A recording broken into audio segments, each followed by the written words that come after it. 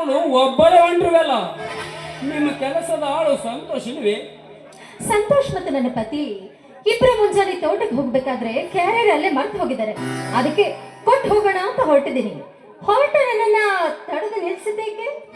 ನೋಡಿ ಕವಿತಾ, ನಿನ್ನ ಸಂಸಾರದ ಸತ್ಯ ಕಥೆಯನ್ನು ನಿನ್ನ ಮುಂದೆ ಬಿಚ್ಚಿ ಚೊಕ್ಕ ಮನಸ್ಸಿಂದ ಹೇಳಬೇಕೆಂಬ ಉದ್ದೇಶಕ್ಕಾಗಿ ತಡೆದು ಪ್ರದೀಪ್, ಅದೇನ್ ಹೇಳ್ಬೇಕು ಅಂತ ಮಾಡಿದಿರಾ?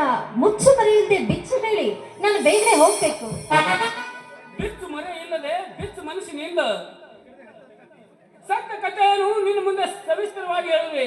ನಿನ್ನ ಮೈದಾನ ಮದುವೆ ಆಗುವ ಸವಿತಾ ಏನಂದ್ರೆ ನನ್ನ ಮೈದರಿನ ಮದುವೆ ಆಗೋ ಸವಿತಾ ಏನಾಗಿದೆ? ಅವಳಿಂದ ಏನಾದ್ರೂ ನಮ್ಮ ಮನೆತನಕ್ಕೆ ಕೀಳಾಗೋ ಪ್ರಸಂಗ ಉಂಟಾಗಿದೆಯಾ? ಹಾಗೆ ನಿಲ್ಲ ಕವಿತಾ, ಸುರೇಶನ ಮದುವೆ ಆಗುವ ಮುನ್ಸೂಚನೆಗಾಗಿ ನಿನ್ನನ್ನು ಮುನ್ನಡೆ ಹೇಳಲು ತಡೆದಿರುವೆ. ತಪ್ಪಾಗಿ ಭಾವಿಸಬೇಡ. ದೇವರನ್ನೇ ಮಾಡಿ ಹೇಳ್ತೇನೆ, ನಿನ್ನ ಹಿತಕ್ಕಾಗಿ. ನನ್ನ ಹಿತಕ್ಕಾಗಿ ಅಂದ್ಮೇಲೆ ನಾನು ಯಾಕೆ ತಪ್ಪು ತಿಳ್ಕೊಳ್ಳಿ? ಬೇಗ ಹೇಳಿ. ನೋಡ್ ಕವಿತಾ, ನಿನ್ನ ಪತಿ ತನಗೆ ಮಕ್ಕಳಾದ್ರೆ ಎಲ್ಲಿ?